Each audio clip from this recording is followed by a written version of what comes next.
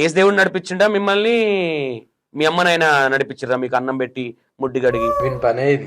నేను ప్రతి వీడియోలో చూస్తా అందరిని అదే రెచ్చగొట్టుకుంటా చిల్లర చిల్లర. ఆ క్వశ్చన్కు అర్థం ఉండదు అర్థం ఉండదు. ఇక దేవుని గురించి ఇదే క్వశ్చన్లు అడిగేది రీతిగా అడుగురా. ముడ్డి ఒడిగి అడిగిండు, మూతి ఒడిగి అడిగిండు, పెంచి పెళ్లి ఒడి చేస్తాడు. ఏంది క్వశ్చన్లు? దృష్టిలో ఎవరు తెలుసా? నాకు అందరికంటే ముందు దేవుళ్ళు ఎవరు తెలుసా? మా అమ్మ నాయన. అమ్మ నాన్నగా దేవుళ్ళు.